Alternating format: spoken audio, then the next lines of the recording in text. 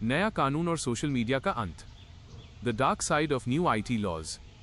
1 नमस्ते दोस्तों, क्या आप जानते हैं कि आने वाले समय में एक YouTube वीडियो बनाना या किसी न्यूज़ पोस्ट को शेयर करना आपको एक ब्रॉडकास्टर की कैटेगरी में खड़ा कर सकता है। वही कैटेगरी जिसमें बड़े बड़े न्यूज़ चैनल्स जैसे आज तक या NDTV आते हैं। सुनने में ये छोटा सा बदलाव लग सकता है, लेकिन इसके पीछे छिपा है एक ऐसा कंट्रोल मैकेनिज्म जो इंटरनेट की आज़ादी को हमेशा के लिए बदल सकता है। आज के वीडियो में हम बात करेंगे सरकार के नए ब्रॉडकास्ट सर्विसेज रेगुलेशन बिल की। ध्रुव राठी के स्टाइल में तथ्यों के साथ समझेंगे कि क्या ये सुरक्षा के लिए है या सेंसरशिप का एक नया हथियार। 2 ब्रॉडकास्ट बिल क्या है? The core issue. अभी तक भारत में टीवी चैनल्स को रेगुलेट करने के लिए अलग कानून थे और इंटरनेट के लिए अलग, लेकिन अब सरकार इन दोनों को एक ही छतरी के नीचे लाना चाहती है। इस बिल की सबसे विवादास्पद बात है डिजिटल न्यूज़ ब्रॉडकास्टर की परिभाषा। अगर आप YouTube पर न्यूज़ या करंट अफेयर्स पर वीडियो बनाते हैं तो सरकार आपको एक ट्रेडिशनल टीवी चैनल की तरह ट्रीट कर सकती है। इसका मतलब है भारी भरकम रजिस्ट्रेशन, कड़े नियम और हर वक्त सरकार की निगरानी। 3 कंटेंट इवैल्यूएशन कमेटी का पेच। इस बिल में एक खतरनाक टर्म है CEC। सरकार चाहती है कि हर क्रिएटर अपनी एक कमेटी बनाए जो वीडियो पब्लिक होने से पहले उसे चेक करे। सोचिए, एक छोटा यूट्यूबर जो अकेले वीडियो बनाता है वो पूरी कमेटी कहां से लाएगा? और अगर वो कमेटी सरकार के प्रोग्राम कोड का पालन नहीं करती तो उस पर लाखों का जुर्माना लग सकता है। क्या ये छोटे क्रिएटर्स को डराने का तरीका है? लाइक और सब्सक्राइब रिमाइंडर। दोस्तों, इस तरह की गंभीर रिसर्च में बहुत समय और मेहनत लगती है। अगर आप चाहते हैं कि स्वतंत्र आवाजें दबे नहीं तो इस वीडियो को लाइक करें और चैनल को सब्सक्राइब करके हमारा साथ दें। चलिए मुद्दे की गहराई में चलते हैं।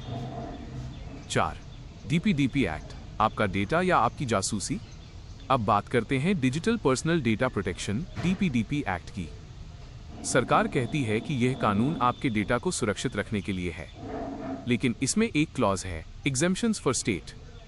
इसका मतलब है कि सरकार को आपकी प्राइवेसी के उल्लंघन की छूट होगी अगर मामला राष्ट्रीय सुरक्षा का है। लेकिन राष्ट्रीय सुरक्षा की परिभाषा कौन तय करेगा? अगर आप सरकार की किसी नीति की आलोचना करते हैं तो क्या आपका निजी डेटा एक्सेस किया जा सकता है? ये एक बहुत बड़ा ग्रे एरिया है। 5 सोशल मीडिया इन्फ्लुएंसर्स पर शिकंजा। 2026 में सोशल मीडिया सिर्फ मनोरंजन नहीं रहा, ये राय ओपिनियन बनाने का सबसे बड़ा जरिया है। सरकार को पता है कि लोग अब टीवी न्यूज़ से ज़्यादा यूट्यूब पर भरोसा करते हैं। यही कारण है कि नए नियमों में इन्फ्लुएंसर को भी लपेटे में लिया गया है। अगर आपके फॉलोअर्स एक निश्चित संख्या से ज़्यादा हैं तो आपको सरकार के साथ रजिस्टर होना पड़ सकता है। ये बिल्कुल वैसा ही है जैसे चीन में सोशल क्रेडिट सिस्टम काम करता है, जहां हर इन्फ्लुएंसर पर सरकारी बाबू की नज़र होती है। 6 जुर्म और जुर्माना, लाखों का बोझ। अगर आप इन नियमों का पालन नहीं करते तो जुर्माने की राशि 50 करोड़ रुपए तक जा सकती है। एक आम क्रिएटर के लिए ये उसकी पूरी जिंदगी की कमाई से भी ज्यादा है। डोनाल्ड ट्रंप के दौर में अमेरिका में भी ऐसी बहस हुई थी, लेकिन वहां के फर्स्ट अमेंडमेंट ने बोलने की आज़ादी को बचाया। भारत में हम एक ऐसे मोड़ पर खड़े हैं जहां नियम, रेगुलेशन और पाबंदी, सेंसरशिप के बीच की लकीर बहुत धुंधली हो गई है। 7 एल्गोरिदम का सरकारी कंट्रोल। क्या सरकार तय करेगी कि आपके होम पेज पर क्या दिखेगा?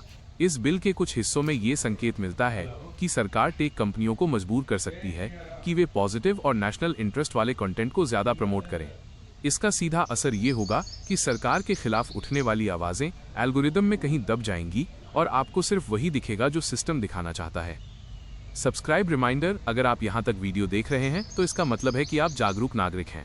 ऐसी ही और वीडियोस के लिए नीचे दिए गए बेल आइकॉन को जरूर दबाएं ताकि आपसे कोई अपडेट मिस न हो। 8 क्या कोई उम्मीद है? The solution. तो क्या इंटरनेट पूरी तरह खत्म हो जाएगा? नहीं, अभी भी ये बिल ड्राफ्ट स्टेज में है और कई बार इसे फीडबैक के लिए वापस लिया गया है। समाधान है कलेक्टिव एक्शन। जब हम और आप मिलकर इन कानूनों की विसंगतियों पर सवाल उठाते हैं तो सरकार को पीछे हटना पड़ता है। प्राइवेसी और फ्री स्पीच कोई लग्जरी नहीं है, ये हमारे मौलिक अधिकार, फंडामेंटल राइट्स हैं। 9 निष्कर्ष, भविष्य की तस्वीर। अंत में सवाल ये नहीं है कि नियम होने चाहिए या नहीं। नियम जरूर होने चाहिए ताकि फेक न्यूज़ और नफरत को रोका जा सके, लेकिन सवाल ये है कि उन नियमों की चाबी किसके पास है। अगर चाबी सिर्फ सत्ता में बैठे लोगों के पास होगी तो लोकतंत्र का चौथा स्तंभ मीडिया ढह जाएगा।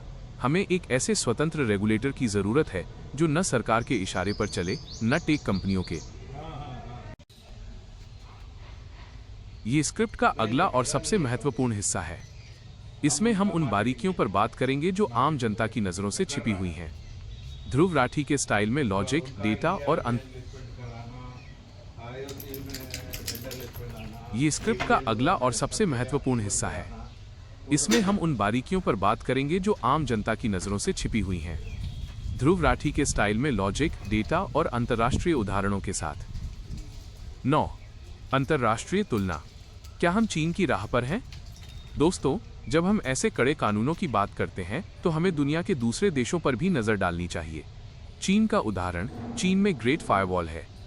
वहां कोई भी यूट्यूबर सरकार की अनुमति के बिना न्यूज़ कवर नहीं कर सकता।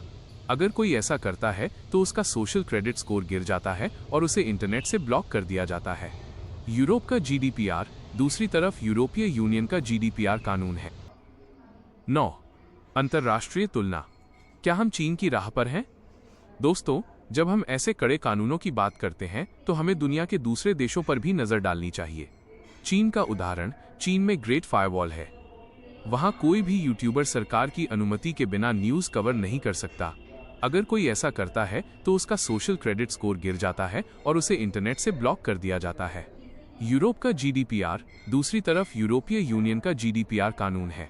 वहां भी नियम कड़े हैं, लेकिन वे नागरिकों की प्राइवेसी को बचाने के लिए हैं, न कि सरकार को ताकत देने के लिए। भारत का नया बिल किस तरफ जा रहा है? विशेषज्ञों का मानना है कि हम एक ऐसे हाइब्रिड मॉडल की ओर बढ़ रहे हैं जहां इंटरनेट की आजादी और सरकारी नियंत्रण के बीच की जंग और तेज होने वाली है। 10. सेल्फ सेंसरशिप का मनोवैज्ञानिक असर। सोचिए, अगर आपको पता हो कि आपके हर शब्द पर एक सरकारी कमेटी की नजर है, तो क्या आप खुलकर बोल पाएंगे? इसे मनोविज्ञान में चिलिंग इफेक्ट कहते हैं। जब सजा का डर इतना बढ़ जाए कि लोग खुद को सेंसर करना शुरू कर दें। एक क्रिएटर के तौर पर आप विवादित लेकिन जरूरी मुद्दों पर वीडियो बनाना बंद कर देंगे, क्योंकि कौन मुसीबत मोल ले। यही असली खतरा है। लोकतंत्र सिर्फ बोलने की आजादी से नहीं, बल्कि बिना डरे बोलने की आजादी से चलता है। 11. टेक कंपनियों का दोहरा रवैया, द कॉर्पोरेट गेम। यहां गूगल, फेसबुक और ट्विटर ऑफ एक्स जैसी कंपनियों की भूमिका भी संदिग्ध है। एक तरफ ये कंपनियां प्राइवेसी का ढोंग करती हैं, लेकिन दूसरी तरफ भारत जैसे बड़े बाजार को खोने के डर से ये अक्सर सरकार की मांगों के आगे झुक जाती हैं। अगर सरकार कहती है कि यह वीडियो हटाओ, तो कंपनियां बिना किसी पारदर्शी प्रक्रिया के उसे कंट्री ब्लॉक कर देती हैं। नए बिल के बाद इन कंपनियों के पास सरकार को मना करने का कोई कानूनी आधार नहीं बचेगा। यानी जो सिस्टम हमें कनेक्ट करने के लिए बना था, वही अब हमें कंट्रोल करने का औजार बन रहा है। दोस्तों, ये बातें कोई मुख्यधारा का मीडिया चैनल आपको नहीं बताएगा। अगर आप स्वतंत्र पत्रकारिता और रिसर्च का समर्थन करना चाहते हैं तो अभी सब्सक्राइब बटन दबाएं और इस वीडियो को कम से कम 5 लोगों के साथ शेयर करें। जागरूकता ही हमारा सबसे बड़ा बचाव है। 12. क्या ये फेक न्यूज का सही समाधान है? सरकार का तर्क है कि फेक न्यूज और डीप फेक को रोकने के लिए ये नियम जरूरी हैं। और ये बात सच भी है। डीप फेक तकनीक का इस्तेमाल करके किसी की भी छवि खराब की जा सकती है।